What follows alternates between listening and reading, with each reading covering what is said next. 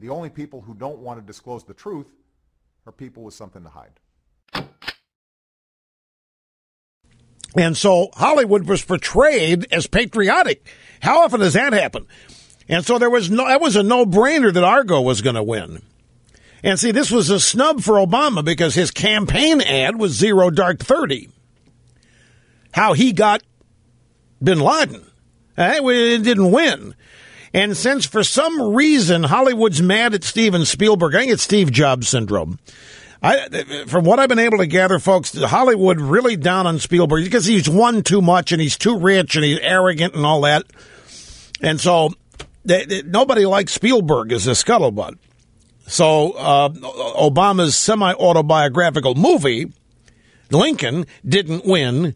That's 2 snubs. So they threw him a crumb and they let Moochelle out there. You know what that reminded me? I'm going to tell you something, folks. Honest to God now, and I don't know how many of you are going to remember this. 1984 Super Bowl.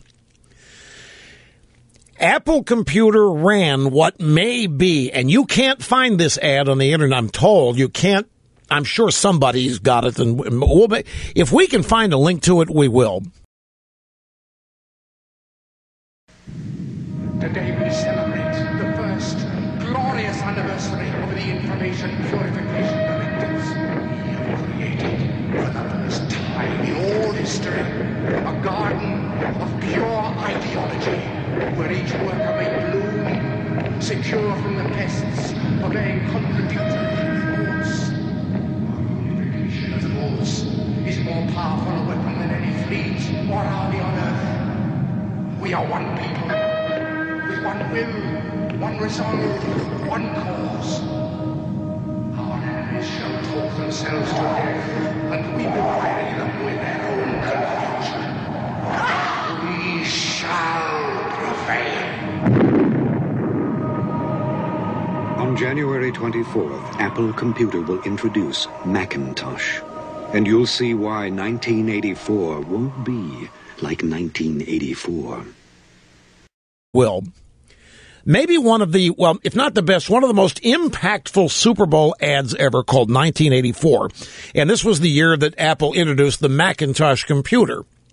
And this ad, black and white ad, featured a dear leader in front of robotic people on a giant screen in a big room with a single revolutionary person running through the crowd, throwing some kind of weapon at the screen and obliterating dear leader. And it ends with think different.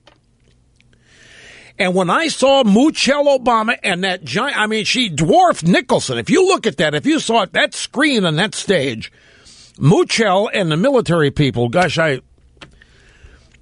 they weren't even referenced, those military people. I don't know what that was. Was it a cocktail party? Was it?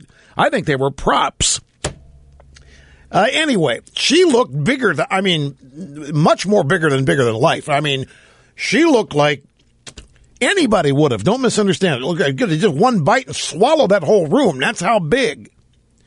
And the optics, of course, are what matters.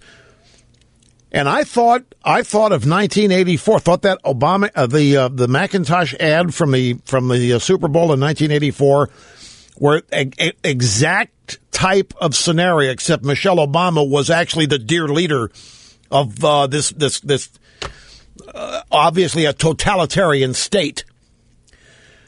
And the dear leader was making some giant speech and fist pounding, and robotic citizens are sitting there nodding, everybody in total agreement. And a lone person runs down the center aisle and obliterates and destroys the screen. The only people who don't want to disclose the truth are people with something to hide.